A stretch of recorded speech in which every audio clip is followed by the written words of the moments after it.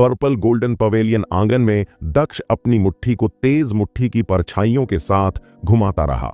धमाका, धमाका, धमाका।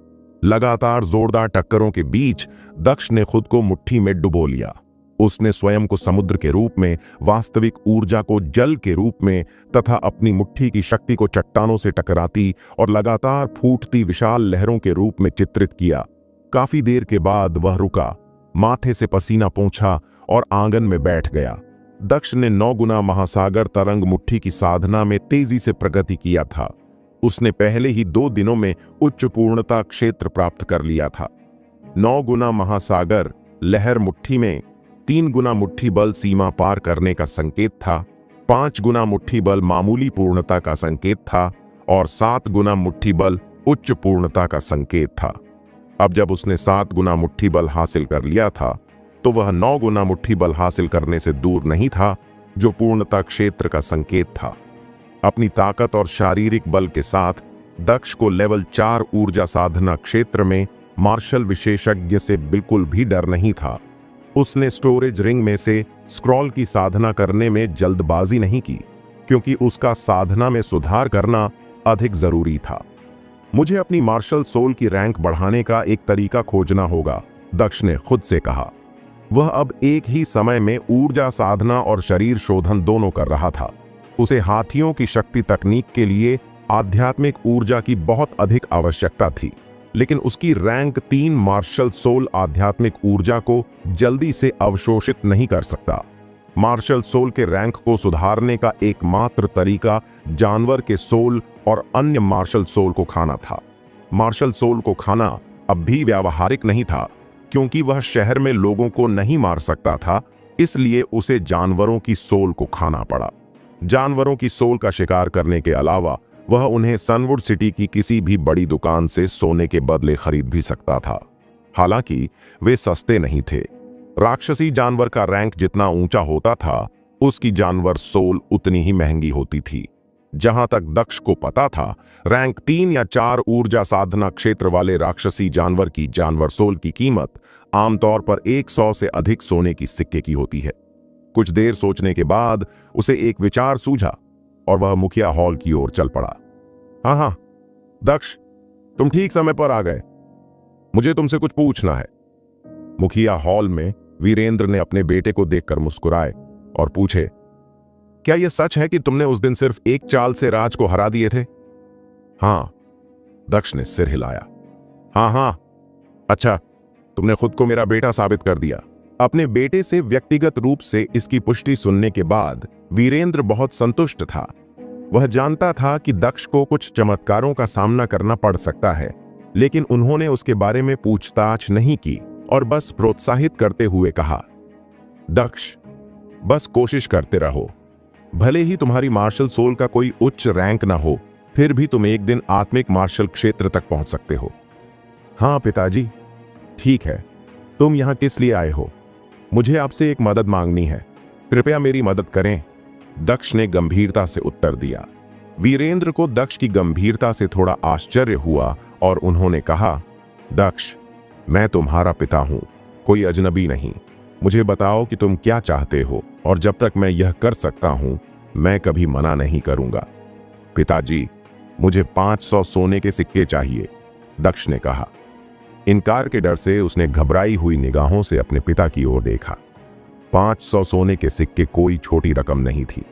आमतौर पर पूरे सिंह परिवार की साल भर की आय सिर्फ 5000 सोने के सिक्के होते हैं, इसलिए 500 सोने के सिक्के सिंह परिवार की मासिक आय से ज्यादा था। यदि दक्ष को प्रतिभाशाली माना जाता तो उसे 500 सोने के सिक्के दिलाना मुश्किल नहीं होता। हालांकि अपनी मार्शल सोल के साथ उसे एक बेकार चीज माना जाता था। भले ही वीरेंद्र उसे सोना दिलाने में कामयाब हो जाए, लेकिन वह परिवार से बहुत दबाव में रहेगा। दक्ष ने इतनी बड़ी मात्रा में सोना इसलिए मांगा था क्योंकि वह बहुत सारी जानवर सोल खरीदना चाहता था। जब तक उसे पर्याप्त जानवर सोल मिल जाती, उसकी मार्शल सोल की रैंक बढ़ जाती और उसके साथ ही उसकी साधना की गति भी बढ़ जाती। वीरेंद्र को आश्चर्य हुआ। उसने अपने बेटे को घूर कर देखा कि कहीं वह मजाक तो नहीं कर रहा। लेकिन थोड़ी देर बाद उसने सिर हिलाया और कहा, यहां रुको, मैं 1 मिनट में वापस आता हूं। फिर वह चले गए। उन्होंने दक्ष से यह नहीं पूछे कि उसने इतना कुछ क्यों मांगा, क्योंकि उसे अपने बेटे पर भरोसा था। दक्ष चुपचाप इंतजार करता रहा और जल्द ही वीरेंद्र वापस आ गए। ये 500 सोने के सिक्के हैं, इन्हें ले लो।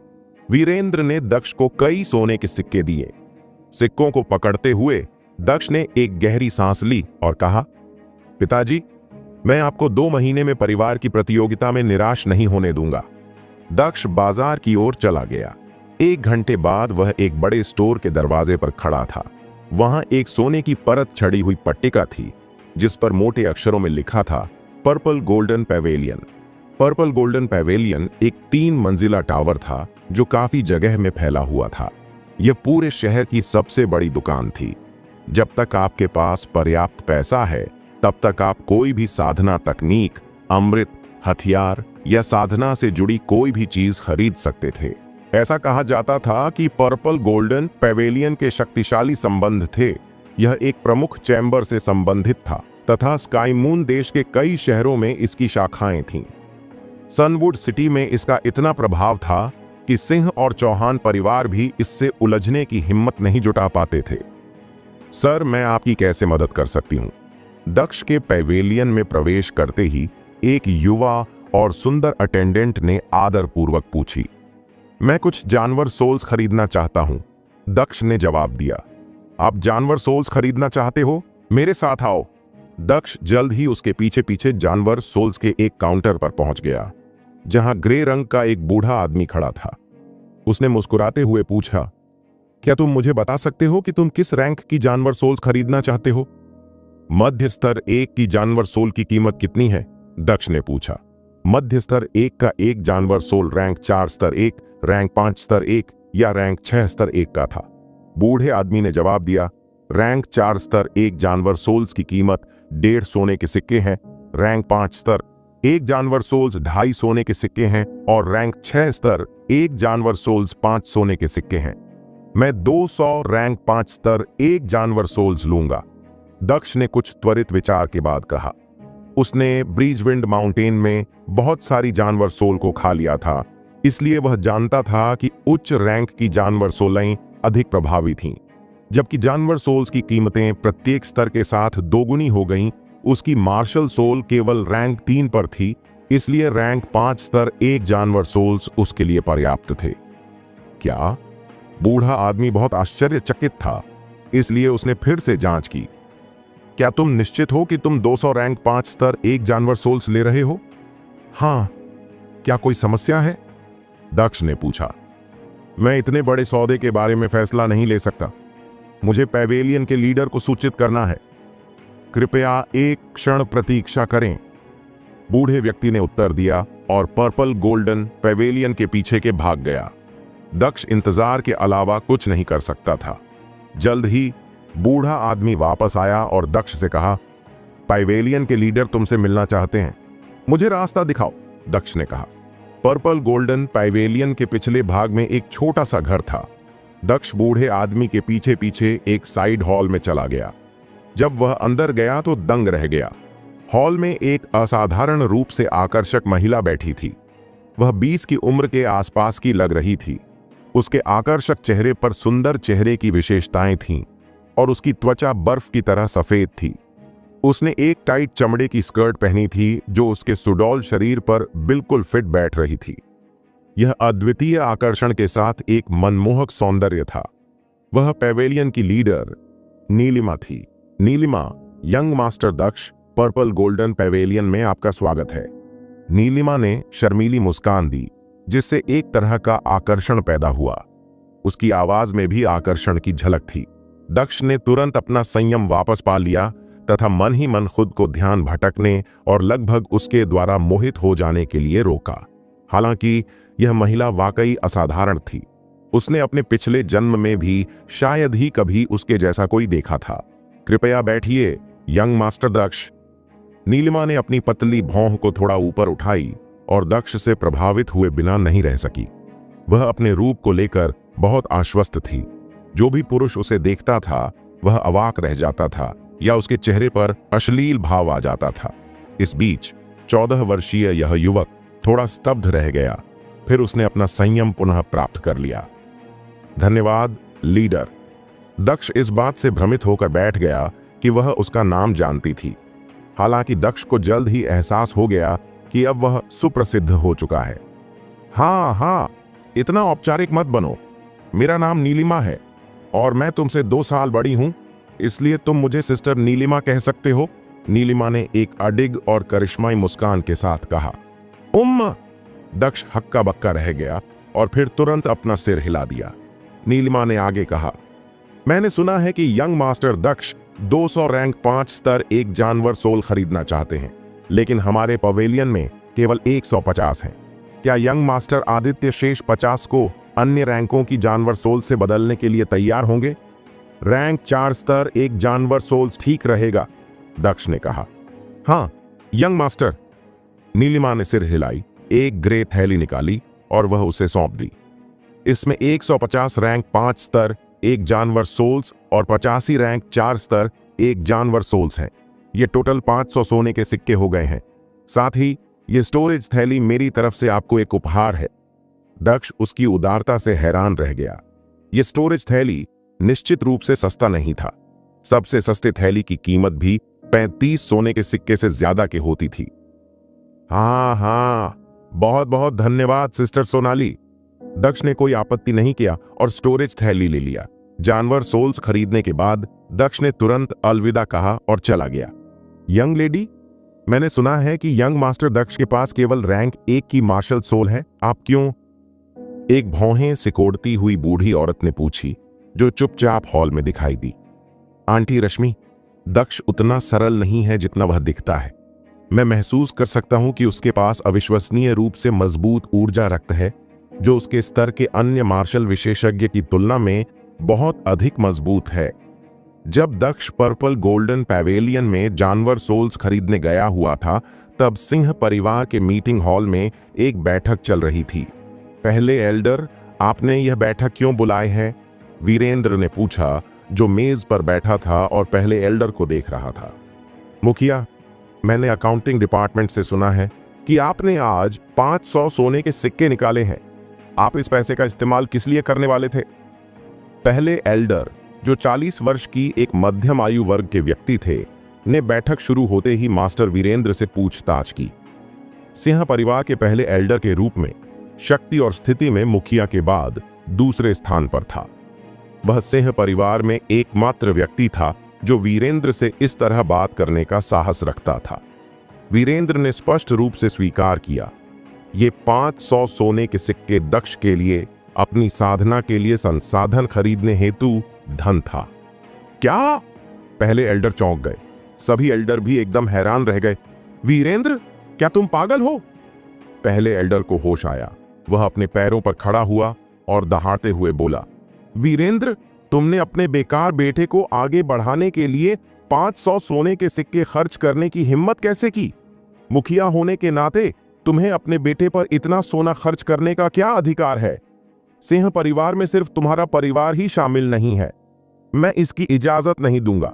यह सच है, दक्ष एक बेकार व्यक्ति है। हमें उसे पालने में इतना समय बर्बाद नहीं करना चाहिए। चौथे एल्डर राजवीर ने सहमति जताई। बिल्कुल मुखिया, यह बहुत स्वार्थी बात है कि आप केवल अपने बेटे की ही परवाह करते हैं। आप अपने पतित बेटे के पालन पोषण पर इतना सोना कैसे बर्बाद कर सकते हैं? सभी अन्य एल्डर पहले एल्डर की बात दोहराते हुए बोले। क्या आप सबकी बात खत्म हो गई? वीरेंद्र ने सबके शांत होने का इंतजार किया। अब जब मैंने पहले ही 500 सोने के सिक्के खर्च कर दिया है, यह मुद्दा खत्म हो गया है। अगर चर्चा करने के लिए और कुछ नहीं है तो चलो इस बैठक को खत्म करते हैं। क्या? यह सब तो पहले ही खर्च हो चुका है। हर कोई दंग रह गया। पहले एल्डर का चेहरा कठोर हो गया। उनके बेटे मोहित ने रैंक 5 मार्शल सोल को जागृत किया था और उसे सिंह परिवार में पहला प्रतिभाशाली माना जाता था।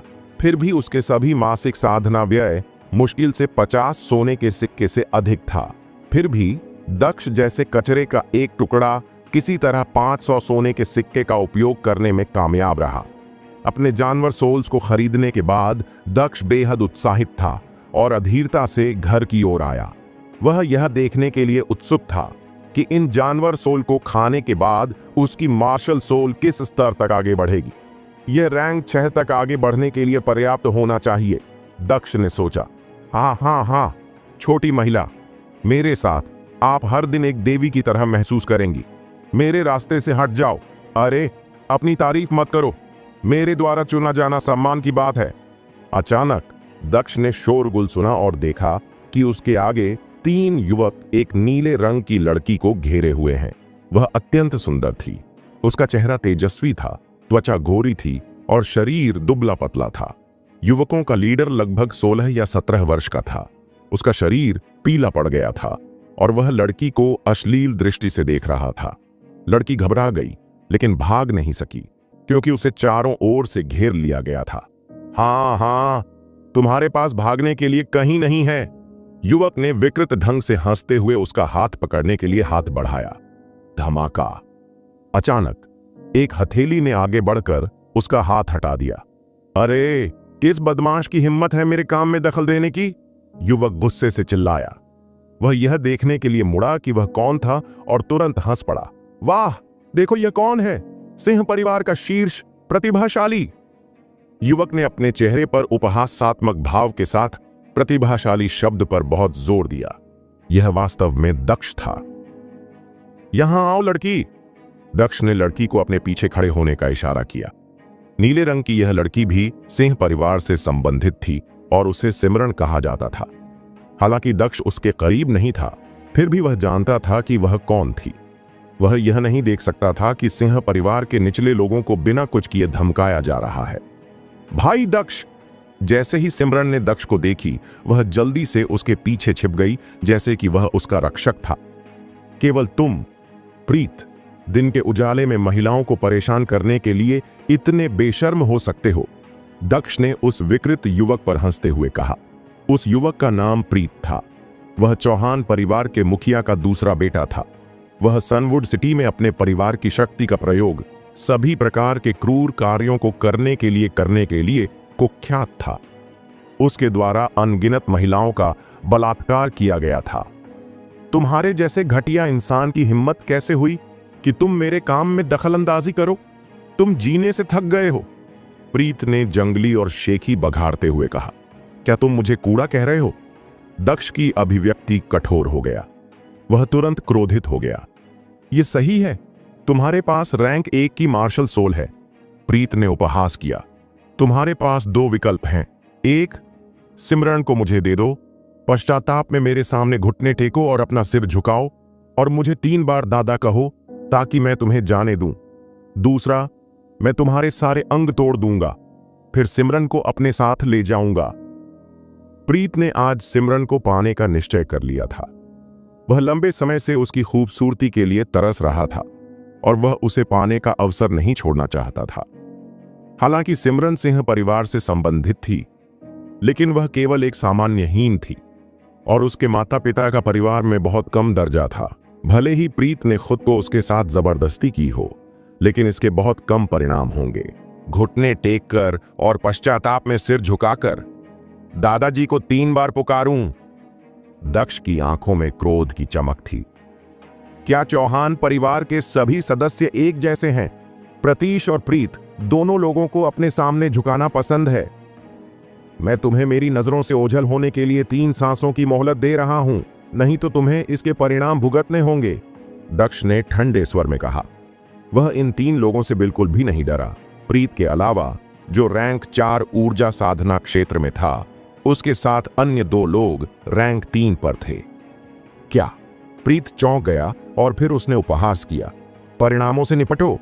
तुम्हारे जैसे घटिया इंसान की हिम्मत कैसे हुई कि वह मुझसे ऐसी बेबाक बातें कहे? तुम दोनों उस पर हमला करो, उसे पीट पीट कर मत मारो, बस उसके हाथ पैर तोड़ दो, प्रीत ने आदेश दिया। हाँ हाँ, चिंता मत करिए यंग मास्टर, इसे हम पर छोड़ दीजिए। उसके 2 साथी हंसते हुए दक्ष की ओर दौड़े। प्रीत के 2 साथी बिना किसी हिचकिचाहट के दक्ष पर टूट पड़े, हालांकि उन्हें बहुत तेजी से पीछे धकेल दिया गया। बैंग बैंग, दो धमाकों के साथ वे लोग पीछे की ओर उछले और दर्दनाक चीखें मारते हुए जमीन पर गिर पड़े। प्रीत, क्या तुम सच में सोचते हो कि ये दो लोग मेरे अंग तोड़ सकते हैं? दक्ष ने तिरस्कार भरी मुस्कान के साथ कहा। प्रीत को उम्मीद नहीं था कि दक्ष उन्हें मात्र 1 सेकंड में हरा देगा, इसलिए उसे बहुत गुस्सा आया। तुम रैंक 3 ऊर्जा साधना क्षेत्र में हो, कोई आश्चर्य नहीं कि तुम इतने घमंडी हो। प्रीत ने उस पर हंसते हुए धमकी दी। लेकिन तुम्हारी ताकत मेरे ताकत के सामने कुछ भी नहीं है। आज मैं न केवल तुम्हारे अंगों को तोड़ दूंगा, बल्कि तुम्हारी साधना को भी नष्ट कर दूंगा और तुम्हें सचमुच एक बेकार कचरे का टुकड़ा बना दूंगा। हो! जैसे ही प्रीत ने जोर से चिल्लाया, उसने अपनी रैंक 4 ऊर्जा साधना क्षेत्र को पूरी तरह से जारी कर दिया और उसकी मार्शल सोल पीले प्रकाश में नहाती हुई उसके पीछे उठी। उसकी मार्शल सोल 3 का एक राक्षसी भेड़िया था, इसलिए इसमें 3 पीले प्रभामंडल थे। उसकी प्रतिभा केवल औसत थी, लेकिन वह बड़ा था और पिछले साल उसकी मार्शल सोल जागृत हुई थी, इसलिए वह रैंक 4 ऊर्जा साधना क्षेत्र तक पहुंचने में सक्षम था। इस हंगामे ने पहले ही बहुत सारे दर्शकों को आकर्षित कर लिया था। वे सभी आपस में चर्चा करने लगे क्योंकि दोनों ही सुप्रसिद्ध थे। वह दक्ष है, सिंह परिवार का यंग मास्टर। चौहान परिवार के दूसरे बेटे प्रीत का अपमान करने के कारण आज उसे बहुत बुरी तरह पीटा जाएगा। हाँ, वह उन 2 अधीनस्थों को हराने में सक्षम हो सकता है, लेकिन वह प्रीत को नहीं हरा सकता। दक्ष के पीछे खड़ी सिमरन प्रीत को अपनी सारी ऊर्जा छोड़ते हुए देखकर तुरंत पीली पड़ गई। वह एक सामान्य लड़की थी जिसने अपनी मार्शल सोल को जागृत नहीं की थी, इसलिए प्रीत की खतरनाक आभा ने उसे बहुत परेशान कर दिया। भाई दक्ष, मुझे आपको इसमें शामिल नहीं करना चाहिए था। बेहतर होगा कि आप चले जाएं।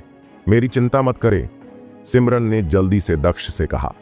दक्ष मुस्कुराया और कहा, सिमरन शांत हो जाओ, वह सिर्फ भौंकता है, काटता नहीं है।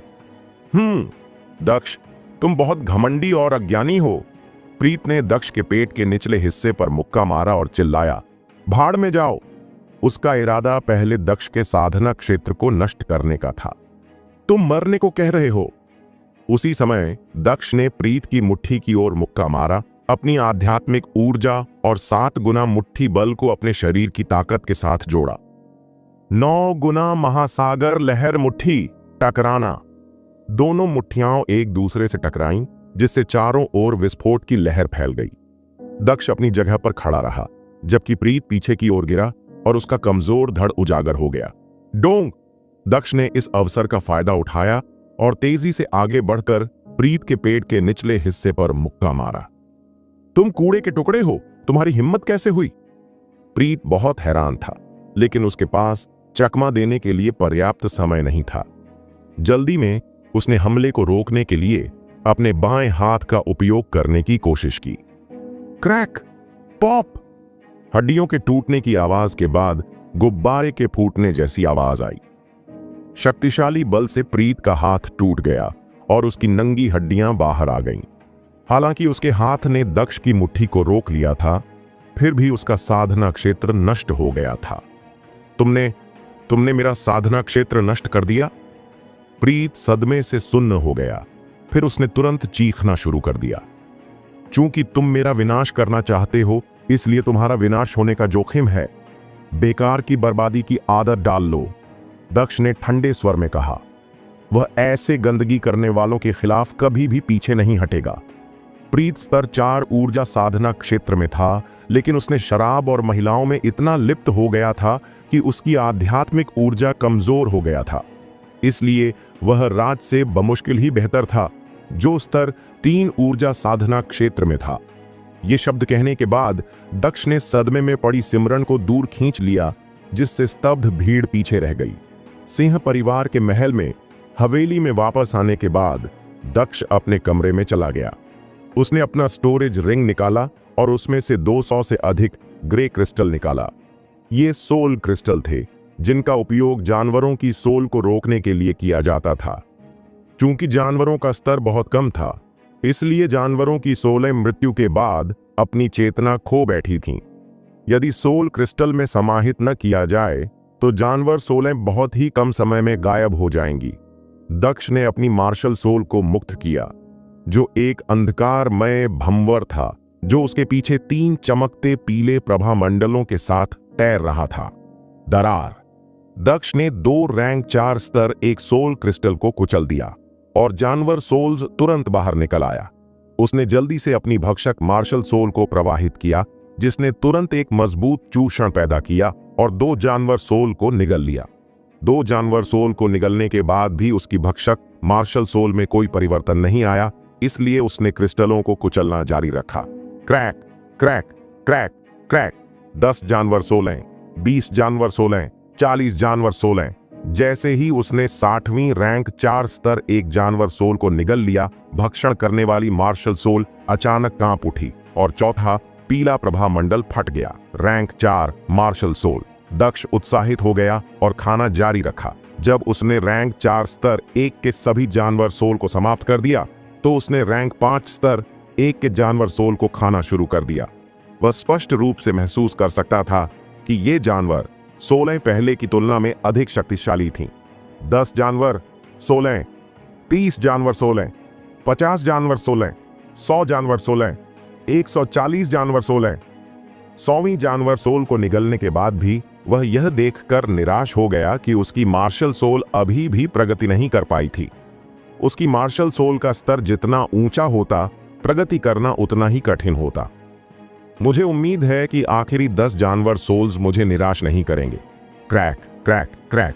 जब उसने अंतिम 10 को एक साथ कुचल कर खा लिया तो उसकी भक्षक मार्शल सोल अंततः बदल गई। एक और पीला प्रभामंडल फिर से प्रकट हुआ।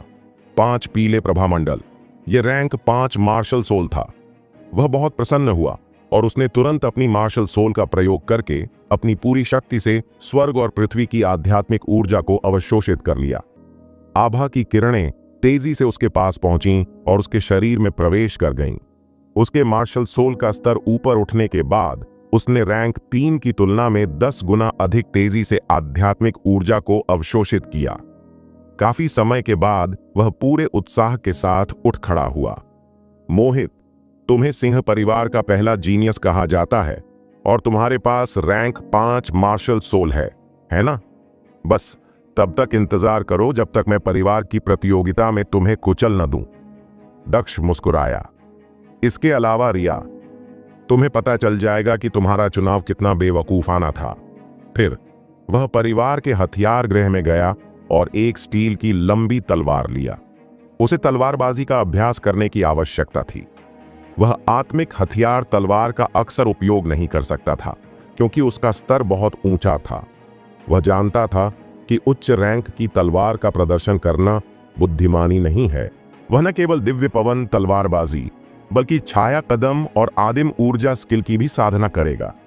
ये 3 स्किल लोअर रैंक 3 साधना तकनीक थे। जब वह सफलतापूर्वक इनका अभ्यास कर लेता तो उसकी ताकत बहुत बढ़ जाएगा। दिव्य पवन तलवारबाजी पवन प्रणाली से संबंधित था और इसमें 4 चालें थीं। पहला कदम गेल ब्लेड था। दूसरा कदम था अवशिष्ट बादलों को अलग करना। तीसरी चाल थी आकाश में गरजती हवा। चौथी चाल थी दिव्य पवन संहार।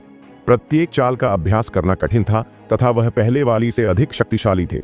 दिव्य पवन तलवारबाजी का मुख्य बिंदु गति थी। चालें सीमाओं से परे तेज होनी चाहिए। छाया कदम एक गहन पदयात्रा थी। जब वह अपनी महान पूर्णता पर पहुंच जाएगा तो वह छायाहीन होकर आगे बढ़ सकता था। जहां तक आदि ऊर्जा स्किल का प्रश्न है, जो एक साधना तकनीक है, इसमें अभ्यासकर्ता आध्यात्मिक ऊर्जा की साधना कर सकता है, जो कि क्लाउड्स तकनीक में 10 गुना अधिक शक्तिशाली है। अगले दिनों में उसने दिन में तलवारबाजी और चाल का अभ्यास किया और रात में आदिम ऊर्जा की साधना की। परिणाम स्वरूप उसकी शक्ति में लगातार सुधार हो रहा था। एक दिन वह आंगन में तलवारबाजी का अभ्यास कर रहा था। पानी जैसी तलवार की चमक ने एक चमकदार तलवार का पर्दा बना दिया और अजेय तलवार ऊर्जा ने हवा को टुकड़ों में काट दिया। दस्तक, दस्तक, दस्तक। ठीक उसी समय किसी ने उसके दरवाजे पर जोर जोर से दस्तक देना शुरू कर दिया। दक्ष ने भौहें सिकोड़ी और सोचा, यह आदमी मेरे दरवाजे पर दस्तक नहीं दे रहा है, वह इसे जोर से पीट रहा है, जैसे वह इसे टुकड़े टुकड़े कर देना चाहता हो। कौन है भाई? दक्ष ने ठंडे चेहरे के साथ अपना दरवाजा खोला। दक्ष ने दरवाजा खोला। एक अधेड़ उम्र का 40 वर्षीय व्यक्ति दरवाजे के पीछे उदासीनता का भाव लिए खड़ा था। वह राजवीर थे, जो सिंह परिवार के चौथे एल्डर थे। आप क्या चाहते हैं, चौथे एल्डर? दक्ष ने ठंडे स्वर में पूछा। दक्ष, बेहतर होगा कि तुम तुरंत मीटिंग हॉल में चलो। राजवीर की आंखों में एक प्रकार की खुशी के भाव के साथ मुस्कुराहट आई। मीटिंग हॉल किस लिए? दक्ष को उलझन महसूस हुआ। राजवीर ने अधीरता से डांटा, सारे सवाल बंद करो, वहां पहुंचने पर तुम्हें पता चल जाएगा। दक्ष ने बड़बड़ाते हुए कहा और मीटिंग हॉल की ओर चल दिया। बेकार लड़के, तुम्हें इतना घमंडी नहीं होना चाहिए। मैं आज तुम्हें सजा मिलते देखने के लिए इंतजार नहीं कर सकता। राजवीर ने उपहास किया और उसके पीछे पीछे चल दिया। मीटिंग हॉल में वीरेंद्र अपने आसन पर बैठे थे। उसके नीचे उसके बाईं ओर सिंह परिवार के कई वरिष्ठ और कनिष्ठ शिष्य बैठे थे। दाईं ओर 2 मध्यम आयु वर्ग के पुरुष और 3 युवा चौहान परिवार के पुरुष खड़े थे। वे सभी गुस्से वाली नजर से देख रहे थे। दक्ष अभी तक क्यों नहीं आया? ब्रोकेड लबादा पहने एक मध्यम आयु वर्ग के चौहान परिवार के व्यक्ति ने उदास होकर पूछा। हाँ, हमारे चौथे एल्डर ने पहले ही उसे सूचित कर दिया है। वह किसी भी समय यहां आ जाएगा। सिंह परिवार के एक एल्डर ने एक सौहार्दपूर्ण मुस्कान के साथ कहा। दक्ष ने मेरे बेटे को चोट पहुंचाया है, तुम लोग उसे क्या सजा देंगे? एक अन्य मध्यम आयु वर्ग के व्यक्ति ने पूछा। वह यशवर्धन चौहान परिवार के लोगों का मास्टर था। सिंह परिवार के उपस्थित एल्डर अवाक रह गए। वे सभी कहना चाहते थे कि चौहान परिवार लोग दक्ष को जैसे चाहें वैसे सजा दे सकते हैं, लेकिन वे वीरेंद्र के सामने बोलने की हिम्मत नहीं जुटा पाए। कोई भी पहले बात करके वीरेंद्र को क्रोधित नहीं करना चाहता था। वीरेंद्र, तुम्हारे बेटे ने मेरे बेटे को चोट पहुंचाया और मेरे बेटे का साधना को भी नष्ट कर दिया। यदि तुम इसके बारे में कुछ नहीं करते हो तो चौहान परिवार इसे कभी नहीं भूलेगा, यशवर्धन ने कहा, जिसने ठंडे दिमाग से कमरे को स्कैन किया और अपनी आंखें वीरेंद्र पर टिका दी। चूंकि दक्ष के इरादे बुरे थे और उसने तुम्हारे बेटे को चोट पहुंचाया, इसलिए हमें तुम्हारे उसे इच्छानुसार दंडित करने देना चाहिए। वीरेंद्र के उत्तर देने से पहले एल्डर ने उत्तर दे दिया। उसकी आंखें खुशी से भरी हुई थीं। तुम्हारी हिम्मत कैसे हुई? वीरेंद्र ने अचानक चिल्लाकर उसकी ओर देखा। पहले एल्डर, क्या आप मुखिया हैं? क्या आप सिंह परिवार के लिए निर्णय ले सकते हैं? आप? पहले एल्डर क्रोधित हो गए, लेकिन उसका खंडन नहीं कर सके और उनका चेहरा अचानक पत्थर जैसा हो गया। मुखिया यशवर्धन, हमें घटना के बारे में स्पष्ट रूप से जानकारी नहीं है और जब तक मेरा बेटा यहां नहीं आ जाता हम कोई निर्णय नहीं ले सकते, वीरेंद्र ने यशवर्धन से कहा। मैं एक संतोषजनक परिणाम की प्रतीक्षा कर रहा हूं, यशवर्धन ने व्यंग्य किया। यह निश्चित रूप से आपकी मांगों को पूरा करेंगे। सिंह परिवार के एल्डरों ने नकली मुस्कुराहट वाले चेहरे दिखाए, जबकि उनमें से कुछ ने मन ही मन दक्ष को कोसा। उस कूड़े के टुकड़े ने सभी लोगों में से प्रीत को चोट पहुंचाने का फैसला क्यों किया? उस हारने वाले ने हमें गहरे पानी में धकेल दिया। कोई भी एल्डर यशवर्धन को नाराज करने को तैयार नहीं था, जबकि सिंह परिवार और चौहान परिवार को 2 सबसे बड़े परिवार माना जाता था, लेकिन बाद वाला पहले वाले से ज्यादा शक्तिशाली था। चौहान परिवार ने सनवुड सिटी पर 200 से अधिक सालों तक शासन किया था, इसलिए उनकी पृष्ठभूमि काफी समृद्ध थी। हालांकि सिंह परिवार पिछले कुछ दशकों में ही प्रमुखता में आए, इसलिए उनकी पृष्ठभूमि चौहान परिवार की तुलना में कम गहन थी। चौहान परिवार के लोगों ने हताश सिंह परिवार के एल्डरों का उपहास किया। उनके चेहरे घृणा से भरे हुए थे। सभी लोग चुपचाप प्रतीक्षा कर रहे थे। हॉल का माहौल बहुत गंभीर था। थोड़ी देर बाद दरवाजे के बाहर कदमों की आवाज सुनाई दी। दक्ष और चौथे एल्डर ने हॉल में प्रवेश किया। दक्ष, क्या तुम अपना अपराध कबूल करते हो? जैसे ही दक्ष हॉल में दाखिल हुआ, पहले एल्डर अचानक चिल्लाए, अपना अपराध कबूल करूं? आंखों में चमक के साथ दक्ष ने पूछा। पहले एल्डर, मैंने क्या गलत किया है? मुझे क्यों कबूल करना चाहिए? तुमने मुखिया यशवर्धन के दूसरे बेटे को दुर्भावनापूर्वक विकृत कर दिया। तुम हमारे परिवार के बदमाश हो और तुमने हमें बहुत शर्मिंदा किया है। तुम्हें अपने बारे में क्या कहना है? पहले एल्डर अपनी दृढ़ दृष्टि और अदम्य आभा के साथ दक्ष पर अपराध का आरोप लगाना चाहता था। दक्ष, हमें बताओ कि तुमने मुखिया यशवर्धन के दूसरे बेटे को कैसे चोट पहुंचाया। चौथे एल्डर राजवीर ने भी आदेश दिया। दूसरे बुजुर्गों ने भी उनकी बात दोहराए। अब जबकि पहले बुजुर्ग ने अगुवाई संभाल लिया था तो वे भी पीछे नहीं हटे। अब सिंह परिवार के सभी एल्डर पहले एल्डर के पक्ष में थे। पहले एल्डर न केवल वीरेंद्र जितना शक्तिशाली था, बल्कि इससे भी महत्वपूर्ण बात यह थी कि उसका पुत्र भी प्रतिभाशाली था। मोहित के पास रैंक 5 मार्शल सोल था और सिंह परिवार के पहले प्रतिभाशाली व्यक्ति के रूप में वह किसी दिन परिवार पर शासन करेगा। सभी चौहान परिवार के लोग चुपचाप देखते रहे। दुर्भावनापूर्वक कूड़ा, दक्ष ने हंसते हुए उदासीनता से पूछा। एल्डरों, जैसे ही मैंने हॉल में प्रवेश किया, आपने कहा कि मैं दुर्भावनापूर्ण हूं। मुझे एक बदमाश कहा और मुझसे कबूलनामा चाहते हैं।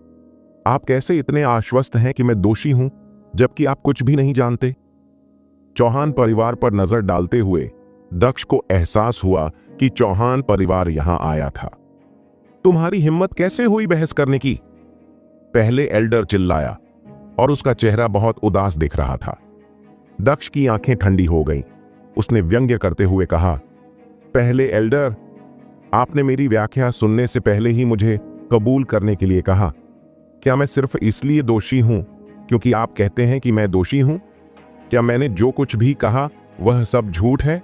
क्या आप सिंह परिवार या चौहान परिवार के एल्डर हैं? तुम। पहले एल्डर क्रोधित हो गए। उन्हें उम्मीद नहीं था कि दक्ष इतनी तेज तर्रार होगा। बस दक्ष, बहुत हो गया, हमें इसके बारे में विस्तार से बताओ। वीरेंद्र ने संकुचित और पैनी आंखों से पहले एल्डर को घूरते हुए कहा। ठीक है। दक्ष ने तुरंत उन्हें घटना का विस्तृत विवरण दिया। हालांकि उसने सिमरन का नाम नहीं लिया और केवल इतना बताया कि प्रीत एक लड़की का अपहरण करना चाहता था। सिमरन सिंह परिवार में एक सामान्यहीन व्यक्ति थी और वह उसे परेशानी में नहीं डालना चाहता था। जैसे ही दक्ष ने बोलना समाप्त किया, यशवर्धन चिल्लाया, कचरे, तुमने मेरे बेटे को चोट पहुंचाया है और तुम मौत के लायक हो। बस, यह सही है, तुम बहुत बुरे हो। मौत की सजा। तुम्हें पता होना चाहिए था कि चौहान परिवार को भड़काने के कारण तुम्हें मार दिया जाएगा। चौहान परिवार के लोग एक एक करके चिल्लाने लगे। प्रीत ने मेरे अंगों को तोड़ने और मेरे साधना क्षेत्र को नष्ट करने का प्रयास किया, इसलिए मुझे उसे अपंग करने के लिए मजबूर होना पड़ा। दक्ष ने यशवर्धन की बात को नजरअंदाज कर दिया और उदासीनता से पूछा, एल्डरो, क्या यह आपके राय में, क्या यह मेरा अपराध था कि मैं किसी ऐसे व्यक्ति से अपना बचाव करूं जो मुझे मारना चाहता था? हवेली के बाहर हमारे परिवार के सभी शिष्यों को दूसरों द्वारा केवल धमकाया जा सकता है और अगर हम वापस लड़ते हैं तो हम अपराधी बन जाएंगे। क्या मैं सही हूं? उसके शब्दों ने सभी एल्डरों को उदास और चुप कर दिया। मुखिया यशवर्धन, यह बिल्कुल स्पष्ट है कि तुम्हारा बेटा मेरे बेटे के अंगों को तोड़ना चाहता था और उसके साधना क्षेत्र को नष्ट करना चाहता था, इसलिए उसे खुद का बचाव करना पड़ा। तुम्हारे बेटे ने खुद ही मुसीबत मोल ले ली। यह असंभव है। यशवर्धन ने ठंडे भाव से जोर से चिल्लाया। मेरे बेटे की बदकिस्मती के लिए पूरी तरह से तुम्हारे बेटे का दोष है। अगर तुम मुझे इस छोटे से बकवास को संभालने नहीं देंगे तो तुम्हें चौहान परिवार लोगों के क्रोध का सामना करना पड़ेगा। हुंफ, तुम्हारे बेटे जैसे बदमाश को नष्ट करना सभी पर उपकार करना है। दक्ष ने घृणा से जवाब दिया। फाकर, भाड़ में जाओ। यशवर्धन गुस्से से चिल्लाया, अचानक खड़ा हुआ और दक्ष की ओर आगे बढ़ा। उसकी शरीर से विनाशकारी इच्छाओं की एक धुंधली आभा निकली और पूरे हॉल में छा गई। किसी ने भी यह उम्मीद नहीं किया था कि यशवर्धन अचानक अपना आपा खो देगा। बहुत तेज गति से यशवर्धन दक्ष के सामने आया और अपनी हथेली उसकी ओर घुमाया। यदि यह आत्मिक मार्शल क्षेत्र मार्शल विशेषज्ञ दक्ष को मारता तो दक्ष निश्चित रूप से मर जाता। दक्ष यशवर्धन की शक्तिशाली आभा से स्तब्ध रह गया और उसकी चाल को बिल्कुल भी टाल नहीं सका। उनकी ताकत में बहुत ज्यादा अंतर था। तुम्हारी हिम्मत कैसे हुई? वीरेंद्र अचानक चिल्लाया और आध्यात्मिक ऊर्जा के विस्फोट के साथ यशवर्धन की ओर बढ़ा, उसके सिर पर वार किया। यदि यशवर्धन नहीं रुकता तो वह दक्ष को मार सकता था, लेकिन उसे वीरेंद्र के हमले को भी सहना होगा। वीरेंद्र का प्रहार स्टील के टुकड़ों को भी तोड़ सकता था। यशवर्धन के सिर की तो बात ही छोड़िए। इसलिए यशवर्धन को दक्ष को मारने का प्रयास छोड़ना पड़ा और उसने पीछे मुड़कर वीरेंद्र को रोक दिया। धमाका! उनकी हथेलियां आपस में टकराईं और एक प्रबल बल निकला। धप धप धप। दोनों आदमी कुछ कदम पीछे रह गए। इस टकराव में वे बराबर थे। पास में खड़े पीले चेहरे वाले दक्ष को हवाई धमाके से 1 दर्जन कदम पीछे धकेल दिया गया, लेकिन वह बाल बाल बच गया। यशवर्धन! वीरेंद्र ने अपनी आंखों में हत्या इच्छा के साथ जोर से चिल्लाया। तुम्हारी हिम्मत कैसे हुई मेरे बेटे पर मेरे ही घर में हमला करने की? क्या तुम मेरे अधिकार पर सवाल उठा रहे हो? हूं, आज तुम्हारा बेटा भाग्यशाली रहा। यशवर्धन वीरेंद्र के गुस्से से बिल्कुल भी विचलित नहीं हुआ और उसका चेहरा शांत रहा। दक्ष, क्या तुम ठीक हो? वीरेंद्र ने जल्दी से पूछा, जब वह दक्ष के पास गया और यशवर्धन पर नजर डाला। मैं ठीक हूं, धन्यवाद पिताजी। दक्ष ने सिर हिलाया और यशवर्धन को मारने की इच्छा से भरी ठंडी आंखों से देखा। अरे बूढ़े कुत्ते, मैं यह बात ध्यान में रखूंगा और किसी दिन तुझे मार डालूंगा। दक्ष की उदास आवाज में हत्या की भयानक इच्छा भरी हुई थी। तुम्हारे जैसा असफल व्यक्ति मुझे मार डालेगा? तिरस्कार भरे भाव के साथ यशवर्धन ने आंख मारकर अपने पीछे खड़े किसी व्यक्ति को संकेत दिया। चौहान परिवार का एक घमंडी युवक भाला लेकर बाहर आया और बोला, दक्ष, तुमने हमारे परिवार के दूसरे यंग मास्टर को अपंग कर दिया, जो कि अक्षम्य है। मैं, अंश, तुम्हें मौत की लड़ाई के लिए चुनौती देता हूं। क्या तुम स्वीकार करने की हिम्मत रखते हो? यशवर्धन एक बार में दक्ष को नहीं मार सकता था और जाहिर तौर पर वह ऐसा दोबारा नहीं कर सकता था। इसलिए उसने अंश को दक्ष को चुनौती देने और उसे मार डालने का आदेश दिया। मौत तक लड़ना? सिंह परिवार के सभी लोग हैरान थे। एक प्रतिभाशाली शिष्य के रूप में अंश बहुत कम उम्र में ही स्तर 6 ऊर्जा साधना क्षेत्र तक पहुंच गया था। उसने वास्तव में दक्ष को चुनौती दिया था। यशवर्धन, अंश 17 साल का है और मेरे बेटे से 3 साल बड़ा है ना? इसके अलावा क्या उसकी साधना स्तर 6 तक नहीं पहुंच गई है? वीरेंद्र ने भौहें सिकोड़ते हुए स्पष्ट रूप से पूछा। तुमने उच्च साधना वाले एक शिष्य को मेरे बेटे को चुनौती देने दिया? क्या तुम्हें कोई शर्म नहीं है? वह अच्छी तरह जानता था कि अंश क्या सोच रहा था। वह सिर्फ लड़ाई में दक्ष को मारना चाहता था। अंश ने हल्के से मुस्कुराया।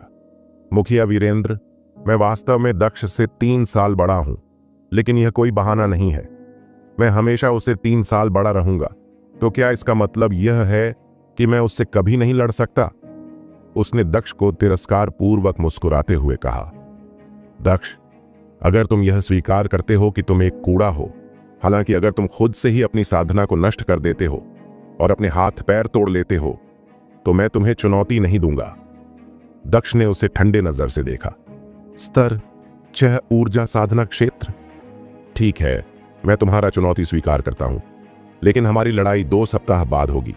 दक्ष ने बिना किसी हिचकिचाहट के उनकी चुनौती स्वीकार कर लिया। दक्ष, वीरेंद्र आश्चर्यचकित था।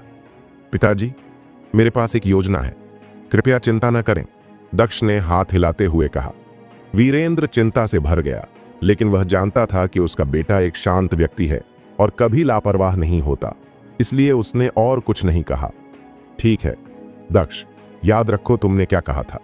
2 हफ्तों में सनवुड सिटी के सेंट्रल स्क्वायर पर तुम और मैं मौत तक लड़ने वाले हैं।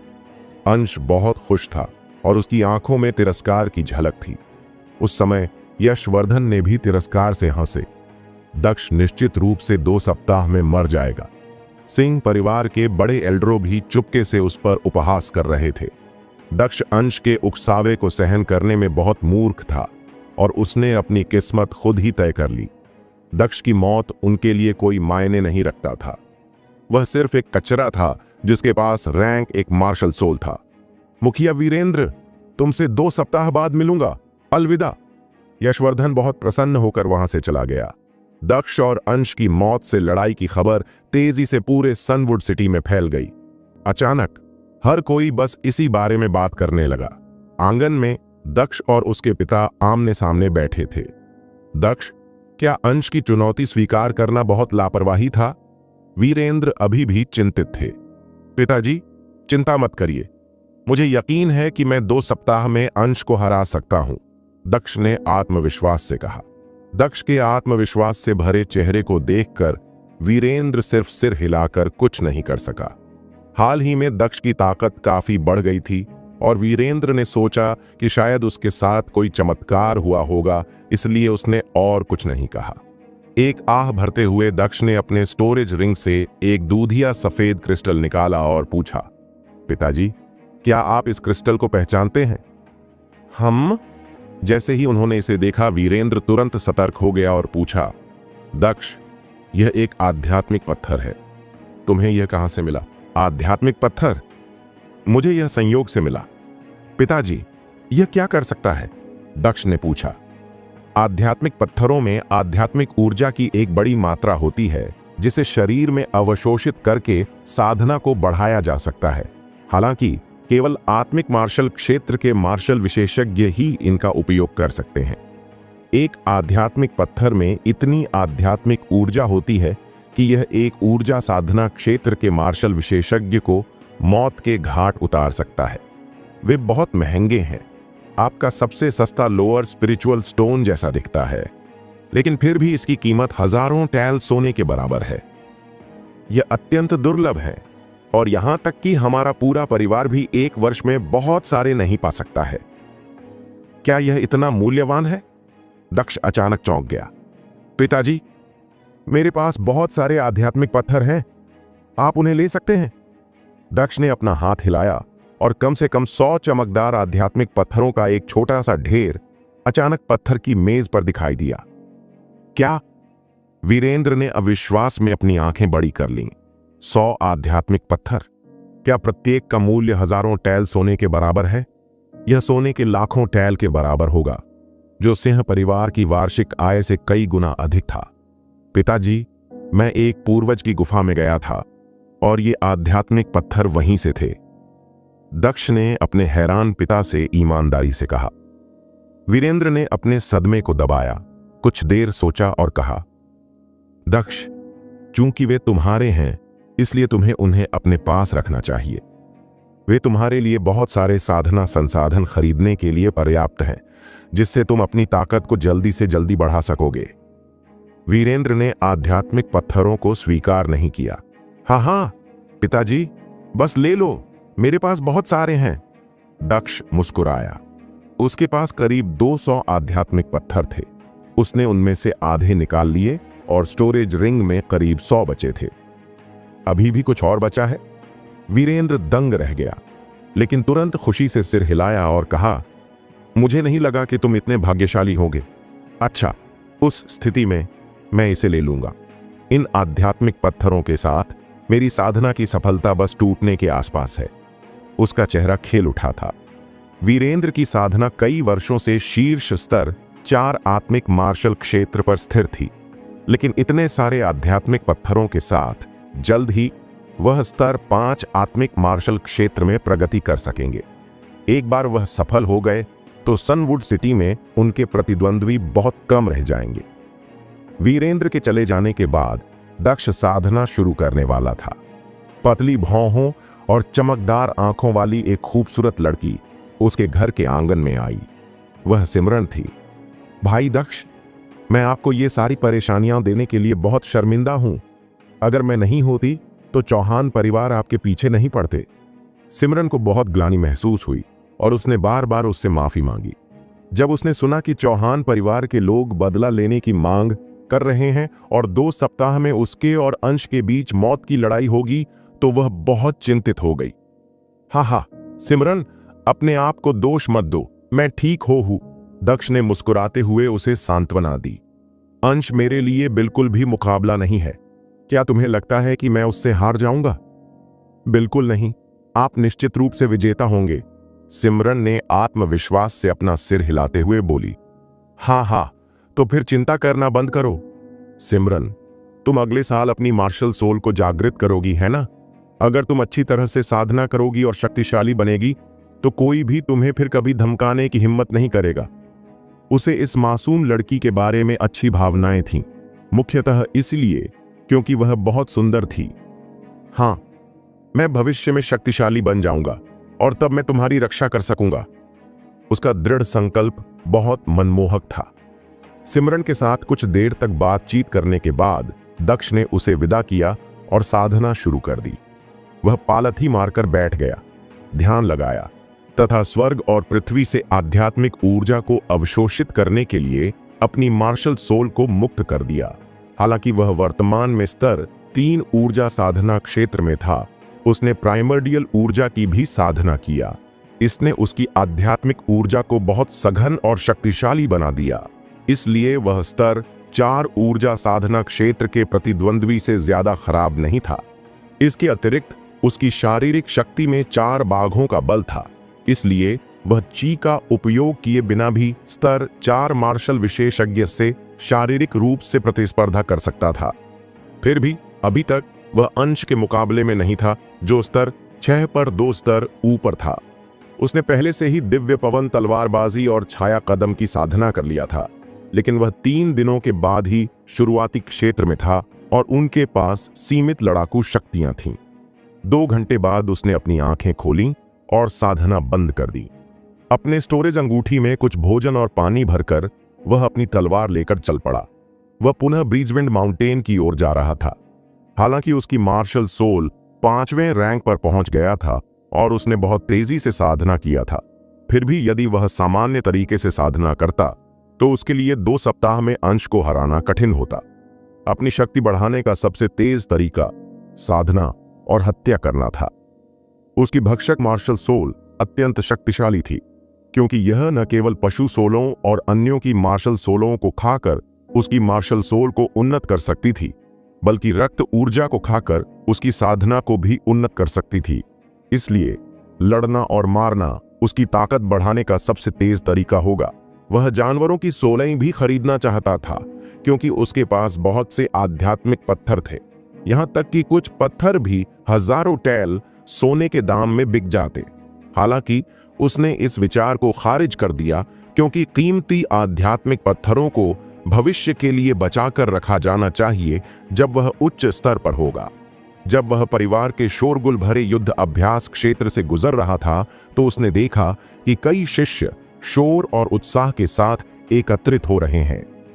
मार्शल अभ्यास क्षेत्र के केंद्र में 2 युवक एक गहन प्रशिक्षण युद्ध में पवन और ऊर्जा को उत्तेजित कर रहे थे। हम्मा, यह मोहित है। दक्ष ने उनमें से एक को मोहित के रूप में पहचान लिया, जिसे उसने कुछ दिनों से नहीं देखा था।